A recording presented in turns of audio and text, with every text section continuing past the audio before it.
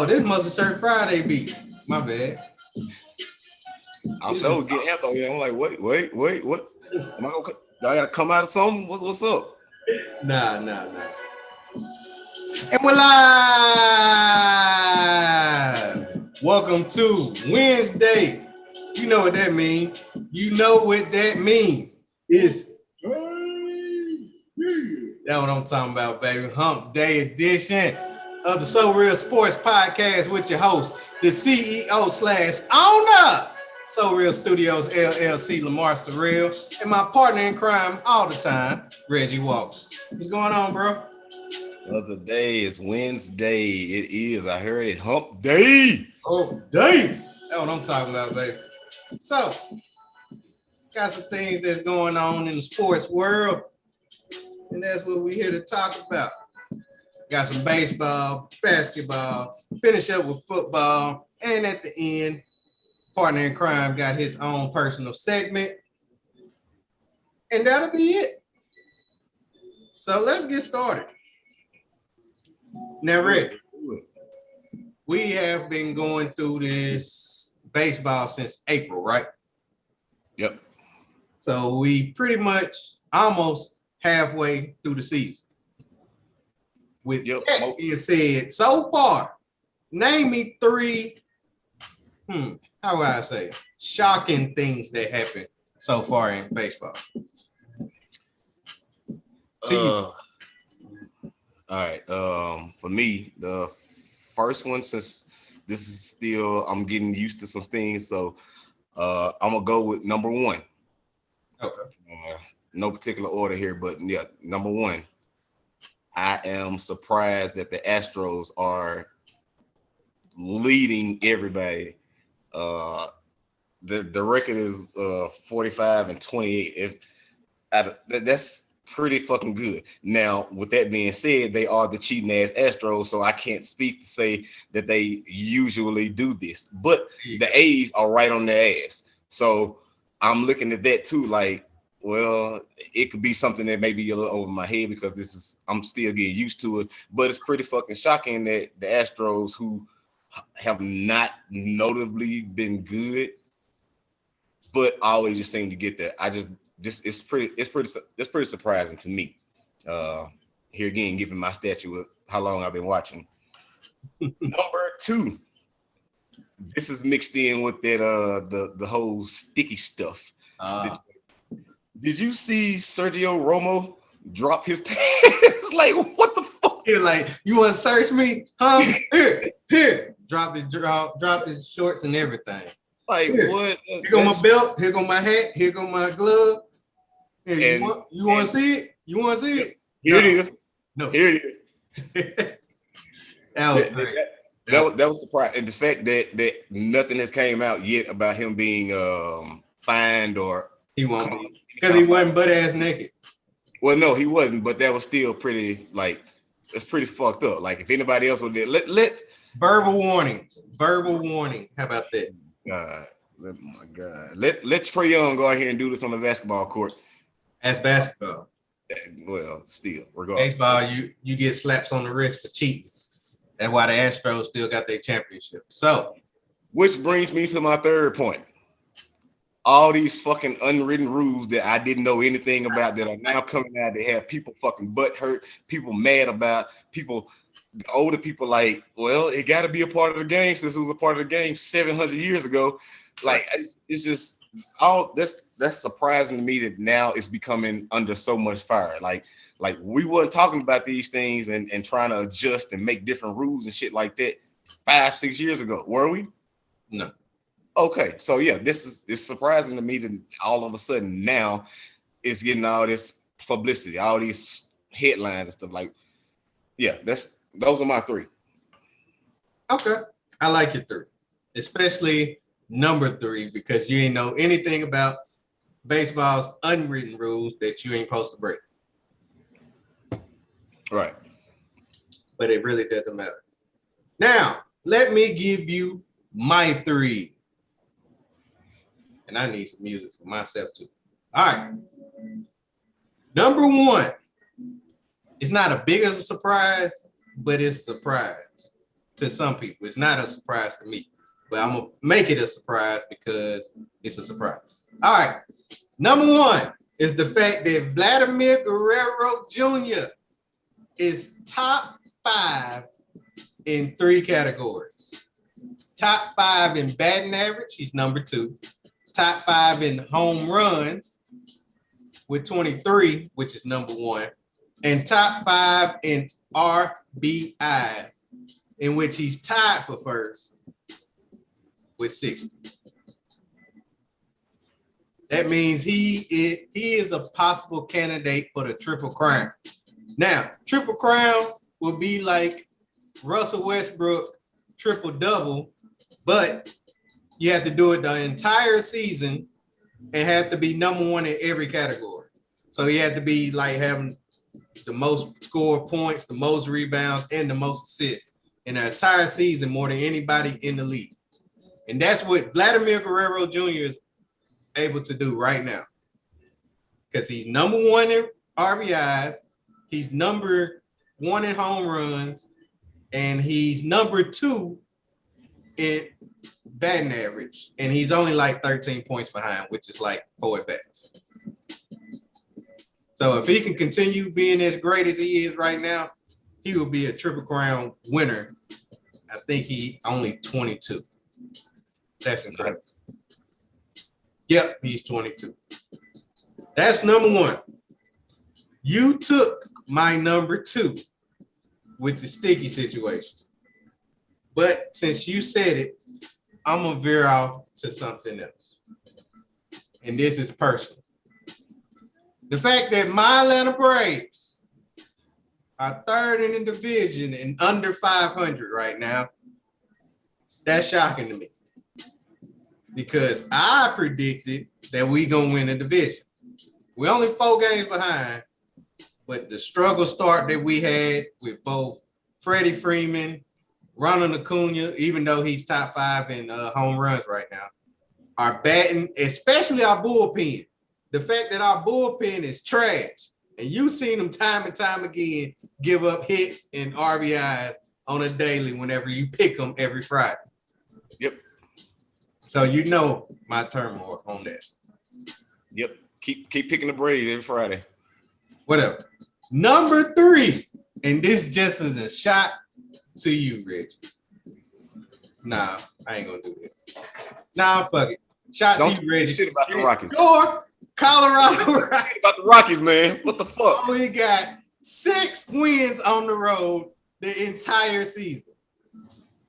That is the least amount of wins on the road in the league.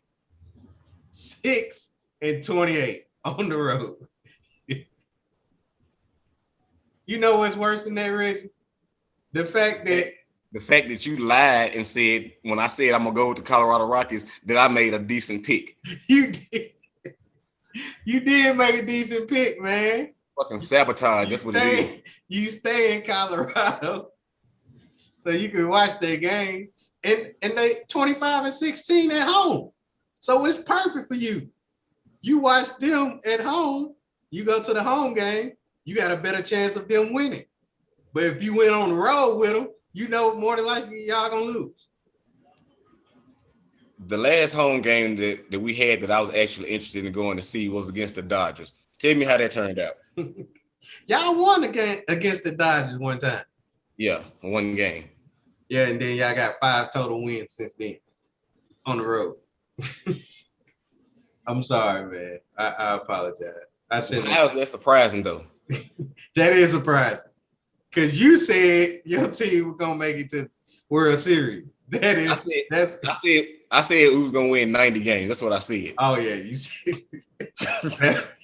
Matter of fact, I take mine back. That one is the most surprising right there.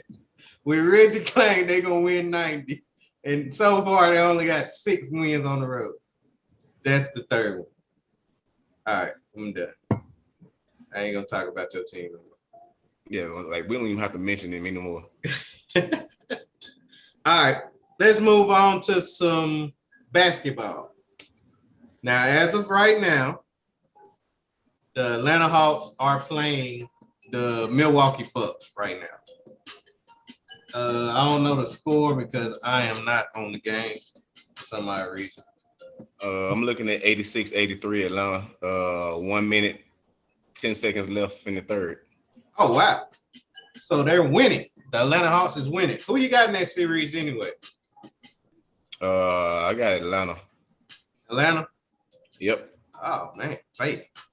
I got No, I'm not faithful. I just want them to do what they always do, and that's fuck it up. Every facet of anything dealing with Georgia is going to fuck up, and I can't wait to see it dismantle just like it always does. the disrespect, the blatant disrespect for Atlanta. My hometown. You should be ashamed of yourself, Reggie. But it's all right. It's all right. I got Bucks in 6, so I ain't picking them to win anyway. All right. Let's talk about these Clippers, though. Did you watch that game last night? Did not watch the game last night. Man, you should be ashamed of yourself. That game was good until the final 8 seconds of the game, in which Paul George's team was up by 1, and all he had to do was make 2 free throws that would have been up by 3. Instead, he missed both free throws. They went down the court, game-winning alley from out of bounds. Yeah, of course I saw the highlights or whatever. I didn't see it. Seeing it live and seeing the highlights is completely different. So yeah, I can understand. Yeah, right. You are absolutely right. So that means that the Phoenix Suns are up 2-0 against the LA Clippers.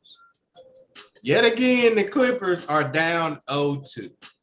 They did it against the Mavs. They did it against Utah. Now they're doing it against Phoenix. So Reggie, they say 3's a charm or 3's company. I like 3rd time's a charm. Can it be a 3rd time's a charm for the LA Clippers, and will they come back from down 0-2 again? No. And I don't know why they keep saying that Kawhi Leonard is listed out. Duh, we know he is out. Kawhi is not coming back this series. Kawhi is not coming back this year. Even if they do win and go to the finals, there still will be no Kawhi. True. I'm not understanding why they keep mentioning every day that he is listed as out. Of course he is. And that alone is saying that they don't have enough to get past the Phoenix Suns. They really didn't have enough to get past Utah. Utah just let their foot off the gas in literally the last game. I feel like this would be an easy series, should be an easy series, as long as they keep playing like they playing. That what was it? I keep forgetting his name. The Maxi guy. The guy with the dreads. Terrence Mann. Man, yeah, man. I said Max. I was gonna say Max. Yeah, unless he has another one of those 39-point games and Paul George steps all the way up instead of missing clutch free throws in the end of the game, then no, they have 0 chance at all. Devin Booker didn't even go off. No, he really didn't. His nose got broke, so he was able to miss some time. I feel like this will be an easy series. Should be an easy series. I don't see the Clippers winning, but maybe 1 game. Maybe. And that probably be, you know what? I can't even say that because ain't CP3 coming back? He's coming back for game 3 on Friday. Yeah. Might be a gentleman's sweep. Might be an actual get the brooms out sweep. They don't have enough. Okay. No go on the 3rd time's a charm. Okay. 3rd time's a charm is removed from Reggie. And it's removed from me too, because I don't think it's going to happen either. I mean, you said everything that I was just about to say, so I'm just going to repeat it. No Kawhi. No Kawhi being a player on the court for the LA Clippers. That's automatic loss. To me, it's an automatic loss. Now, you was able to do it against Utah, but you seen what LeBron James did talk about Utah. Hell, they were the last 2 people picked in the All-Star game. So you see how Utah is steady holding that crown of being trash talked about and actually doing what they're supposed to do when they take the trash talking. But this is the Phoenix Suns. This is the same Phoenix Suns that beat the LA Lakers in 6 and swept the Denver Nuggets. Matter of fact, I think they done won 1, 2, 3, 4, 5, 6, 7, 8 games in a row. It's either 8 or 9. Now they was down 2-1 in the Lakers series and won the rest of it. Yep. So it's 9. They done won 9 straight games. And it's also troubling because LA Clippers struggle on the road too. I don't have them. I give the Clippers 1 game at home, but after that is over. So I got the Suns in 5. And I just can't see them winning it. And I hate it for them, but I also don't care because Kawhi did us the same way back in 2016. So how about that? How about that? All right. Let's move on to last but not least. AFC, you said East or West Monday? We do West Monday. Okay. So let's do East. All right. AFC East over under predictions on the amount of wins. Now, we've been doing this every Wednesday for, I think, a little bit over a month, in which we're giving you our predictions on how many wins will every team have. Now we're going to do the AFC East, in which you got the Buffalo Bills, you got the New England Patriots, the Miami Dolphins, and the New York Jets. Jets. That's Reggie's favorite team besides the Saints. Anyway, let's start with the Buffalo Bills, winner of the division last year. Did they make it to the AFC Championship game in which they lost to Pat Mahomes? Yep. They did. Absolutely right. So they pretty much got the same roster. I mean, they signed a couple people, but I don't remember no big names. Matt Breida, he the running back from the 49ers. I ain't really been talked about much besides Cole Beasley snapping on the fact that he ain't gonna take the COVID test. I mean the vaccine shot, and he still can do what he wants. So besides all that going on, will the Bills win 11 games or 10 because their spread is at a 10.5? I'm going over. Over 10.5. They will finish the season 12-5, win it again. Don't see nothing else happening that can stop them from that, especially within that division. Okay. You said over? Yep. Over 10.5 with a record of 12-5. Well, I'm gonna have to agree with you, Reggie. And I actually have the same record. So I have over with 12-5 as well.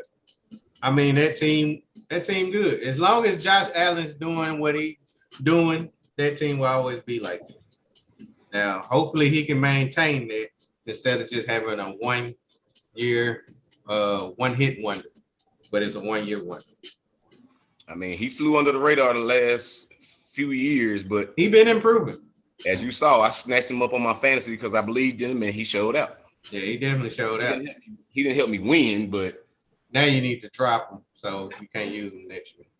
But that's the other league, so I ain't got no choice but to drop him. He gone. Yeah. Hopefully you can get him again. Number one pick. Yeah, like Drew Brees that time. Hey man, hey, that wasn't that bad. It wasn't. Nah, it was really bad. All right, move on to the New England Patriots. They got Cam, but they also drafted an Alabama quarterback in who? Bro, right? In who? Mac Jones. Who? Mac Jones. All right. Mac Jones. 213-08004. I don't think that's his phone number. You better not try. All right. Now, with that, and also they made pretty much the most offseason moves out of all teams in this offseason. So with all that added up, Reggie, their over-under is at 9 wins. How would they do? I'll say even 9-8. 9-8. Yeah. So you got a push on that one. Yeah, I think that 9-8. I think Matt will win the quarterback job. He is pretty much the same quarterback as Tom Brady was early on. If given a clean pocket, he will make the pass. He was proven to do it in Alabama, and he's set up for greatness again. Cam will definitely be sitting on the sideline chewing gum. I can't believe you said that. Should be ashamed of yourself. I'm not. All right. So you said at 9. Now, if your quarterback, Matt Jones, is the starting quarterback for the New England Patriots, I'm going to go under. If he's not the starting quarterback and it's Cam, I believe Cam will take him over. Nah, change my mind. He'll push. I can't give him 10. I can't give him 10 and 7. That 9-8. That 9-8 sounds good. So I really got him as an under, but it could possibly be a push depending on the quarterback. That's why I got him. So Jones going under, Cam 9-8. Well, Cam will push. All right. All right. Let's go to the Miami Dolphins. This is my auntie favorite team. They also got Alabama quarterback and Tua Tagovailoa. They ain't really make too many moves, but it ain't nothing worth talking about, to be honest with you. But they did have a good season last year, except for the time Tua messed up. Reggie, they got them at 9 also. Over or under 9 wins for the Miami Dolphins? I'm going under with a 8-9 record. 8-9 for Miami. Okay. So you don't have no faith in Tua whatsoever. Well, no, not really. Now I do know that he went out there and he threw 5 interceptions. So now, with that being said, it was a probably rough offseason for him. Still dealing with some stuff, not getting the reps that he probably needed. I take all that into effect, but at the same time, you made your legacy at Alabama. You came in and you shined for a few games, and then you start making these same bonehead decisions in critical situations. Starting quarterback, Tua Tagovailoa will not win over 9 games. Brian Flores said he's not discouraged by it, which you probably shouldn't be. It's still early. We haven't officially, gotten into anything, hadn't fully padded, running actual plays, too many drill situations. So it's not hitting the panic button just now, but given the strength of their schedule, I see 8 games. Okay, so you got them at 8. So you got the under. Yep, 8 and 9. Under. We actually gonna disagree on this one. I got over. He will win you 10 games because I got him going 10 and 7. So I got them going over with 10. 10 wins for them. All right. Last but not least, last and very least, we got the New York Jets. All right. Yes. Jets. What moves have the Jets made? I think they got a top 3 pick, so they end up getting a quarterback in Zach Wilson. Is that right? Zach Wilson. What's his name? Zach Wilson? I can't remember. It's Zach Wilson. See, Okay. that lets me know right there that you don't respect the New York Jets. So let's just get to it. Reggie, how far under do you have the Jets? Because right now it's 6.5. I got them barely under. I got them at 6-11. Barely under with the Barely 6 and 11. 6-11. I'm sorry. That's not exactly. I got them under 2, but I got them at a 4-13. That's pretty pathetic. I'm sorry, man. It's not his time, man. 17 games, 4 wins. 4 wins, 13 losses. That's a lot of disrespect, man. And one of them can be against my Rams again. Nah, we don't play them this year. Thank God. Ah, man, that'd have been terrible. But nah, they really didn't make any moves. They got Corey Davis. They got Carl Lawson. Corey Davis is a good pickup. Huh? Corey Davis is a good pickup with if Zach Wilson can be good at that position and get the ball to him. They got LaMarcus Joyner. They used to be a Ram. They end up, and then of course they traded Sam Darnold to the Panthers. I don't even know who they even got from that trade. I think just picks. I think it's just the Panthers being stupid again. You can say what you want, but the Panthers gonna be waiting for y'all. Yeah. They're gonna be waiting for y'all. All right. Yeah. If we mess up in the playoffs, they sure will be waiting on us at home.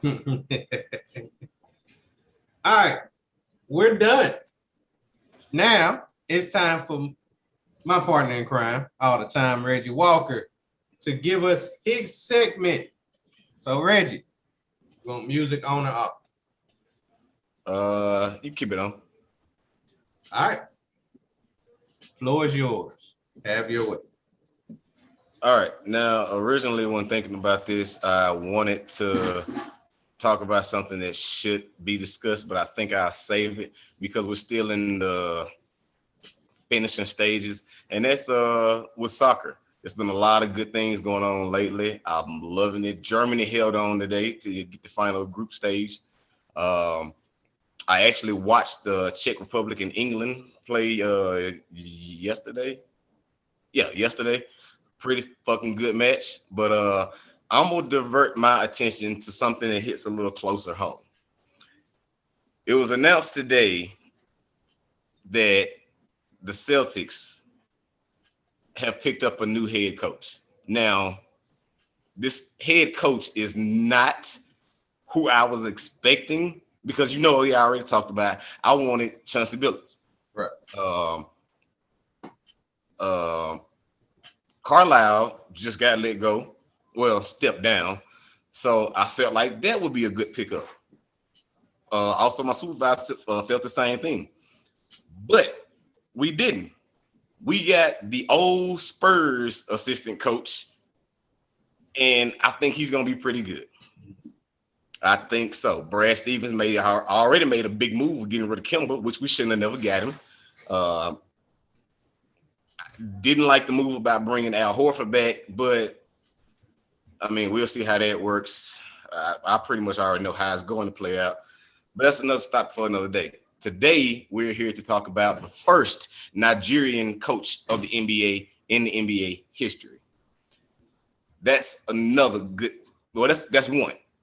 The next one is that he is engaged to the beautiful Nia Long, and I'm not sure why he's still engaged and not fucking put a real ring on that thing. That's neither here or there. But they have been engaged since 2015. They have a 9-year-old son together. That's awesome. I just think that he needs to go ahead and do the right thing. If he, his tenure in basketball wasn't really impressive at all, pretty much got passed around like a neighborhood hoe. But that's beside the point. And, you can't really do anything about that. He did do something good for your Spurs in 2015 by getting LaMarcus Aldridge over there. I'm not sure how well that turned out for you, but he's pretty good at recruiting. Jason Tatum, Jaylen Brown, Marcus Smart, all respect him. He was assistant coach on Team USA, which they were all a part of. So I think he's one of those guys that can joke around, but is very serious. Greg Popovich had nice things to say about him. Even mentioned the fact that he didn't drink, said he was pretty much boring at dinner, which is also kind of okay. So that means he won't get fucking drunk and fly off the handle or say anything out of the way. He's gonna be one of those level-headed, serious kind of guys. So I like the pickup, and I'd like to say congratulations to my Celtics on this move. It wasn't the move that I personally wanted, but here I am, just a fan, and I have no business making an executive decision like that because I probably would fuck something up or possibly do a better job than Danny Ainge ever did. That being said, that is my segment. Congratulations on the Celtics and their new head coach, and that's it. All right. So, by the way, long overdue for him to finally get a head coaching job. I mean, he could have took Orlando or anything, but for him to start off his head coaching career at a establishment like the Boston Celtics is very good to hear. I mean, very good to hear. I believe if it wasn't for the fact that Becky Hammond ended up being the successor to Pop, it would have been Udoka. It would have definitely been Udoka. So my hats off to him. That was a good pick. That was definitely a good pick. And I believe he would do a great job for y'all. I actually think he'll be better than Brad Stevens because Brad Stevens, I think he more into wanting to do the business type instead of just actually coaching type. I mean, he did good things in the NCAA, but yeah, he did good things with Butler. I mean, we will see. I don't think it's gonna be a 1 year thing at all. I think it'll take a few years. And when I say few, I really mean like literally 3 to actually like probably get to a conference finals. I don't feel like we have a problem at all getting to the playoffs. Like that's not the issue. Is getting over the hump, being the same thing that we were the last 5 years, and that's just getting to the playoffs and then letting one player in LeBron James knock us out consecutively. And then this year it was just injuries, but more or less just not being able to win in the third quarter, which I've been screaming for years, mixed with the fact that we don't have a big man. It's just, but I think that some of these things can and will be fixed, just not this upcoming season. Right. And I agree. All right.